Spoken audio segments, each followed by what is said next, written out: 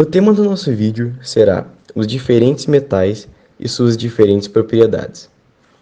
Esse é um tema essencial para a vida de qualquer engenheiro, pois ele deve saber quais são as propriedades de cada metal para aplicá-los na situação certa, para assim fazer os seus projetos da maneira correta e saber aplicar os metais da forma certa a solucionar os problemas que precisa. Estação 1. Condutividade elétrica. A proposta da estação era testar a condutividade elétrica de diferentes soluções e colocá-las em ordem decrescente de condutividade. Para o experimento, pegamos o condutivímetro e lavamos o seu eletrodo com água deionizada e o secamos. Em seguida, calculamos a condutividade com a ajuda do aparelho e os colocamos em ordem decrescente. Condutividade elétrica é basicamente o movimento dos elétrons. Nos metais, esse movimento é maior pois eles formam nuvens de elétrons, e assim os elétrons ficam livres na eletrosfera. Os metais são bons condutores elétricos por terem maior liberdade na movimentação desses elétrons. O sulfato férrico e o cloreto de alumínio se comportam de maneira inesperada, por apresentarem valores muito menores que os demais metais. Poderiam ser calculadas a condutividade de várias outras soluções, como a água. Após o experimento, podemos concluir que é importante conhecer a condutividade de cada material para identificarmos qual o material mais adequado para certas necessidades. Podemos analisar também que a prática está de acordo com a teoria, pelos resultados que obtivemos das medidas. Estação 2. Condutividade térmica. Neste experimento, medimos a temperatura de diferentes metais expostos ao fogo por 30 segundos. Após esses 30 segundos com o material ao fogo, medimos a temperatura da parte contrária exposta ao aquecimento, concluindo que o alumínio possui maior condutividade térmica que os demais. O alumínio e o ferro ficaram com temperaturas muito próximas, o que era o esperado antes de realizar o experimento. A condutividade térmica acontece quando uma molécula ou um átomo é energizado com calor e inicia um movimento vibratório, que quando encontra um átomo vizinho, transfere parte da sua energia, conduzindo a temperatura. Os metais são bons condutores elétricos e térmicos por realizarem ligações metálicas. Essas ligações formam nuvens de elétrons que mantêm os elétrons em constante contato, tornando os metais excelentes condutores.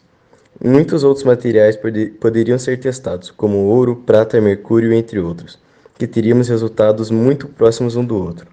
É muito importante saber o comportamento dos materiais quando expostos ao calor para qualquer área da engenharia, facilitando a escolha de materiais para alguma situação.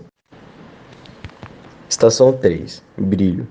Neste experimento, pegamos um pedaço de ferro enferrujado e raspamos com uma esponja de aço, polindo o metal até que o brilho voltasse. Com o metal não enferrujado, é possível notar um brilho próprio do metal. Os elétrons livres localizados na superfície da placa absorvem e irradiam a luz, criando brilho metálico. A ferrugem é uma característica do metal que, com o passar do tempo, sofre corrosão e perde o brilho. A principal causa é a exposição prolongada à água, pois os metais que contêm o ferro se ligarão aos átomos de oxigênio da água, formando uma camada de óxido de ferro. Após a realização do experimento, foi possível observar que a esponja de aço retirou toda a camada de óxido, voltando então o brilho metálico da placa. Outros materiais do cotidiano que sofrem a mesma propriedade da placa de metal e que poderiam ser usados no experimento são ferramentas, chave, cadeado, entre outros. Este experimento foi de extrema importância, pois foi possível estudar o brilho de todos os materiais feitos de metal do nosso cotidiano, concluindo que qualquer objeto dessa matéria-prima sofre corrosão ao longo do tempo. Estação 5. Magnetismo. Neste experimento, foi observado o magnetismo de 6 diferentes objetos de diferentes materiais metálicos, em que alguns foram atraídos pelo ímã e outros não. Este fator deve-se a um campo magnético com uma resultante muito intensa ao redor dos materiais, atraindo então o ímã. Existem dois tipos de metais, os ferromagnéticos e os paramagnéticos, em que os ferromagnéticos possuem um campo magnético muito significante, que resulta na atração de outros materiais. No caso do nosso experimento, os metais ferromagnéticos são o aço inox ferrítico e o aço. Já os paramagnéticos ou diamagnéticos possuem um campo pequeno com pouca ou nenhuma atração a outros metais, que no nosso experimento são cobre, titânio, aço inox, austenítico e alumínio. Podemos citar vários outros objetos e materiais presentes em nosso cotidiano que seriam ou não atraídos pelo ímã. Exemplo de outros metais ferromagnéticos são o ferro, níquel e cobalto. Já exemplos de paramagnéticos temos o magnésio, bismuto ou a prata.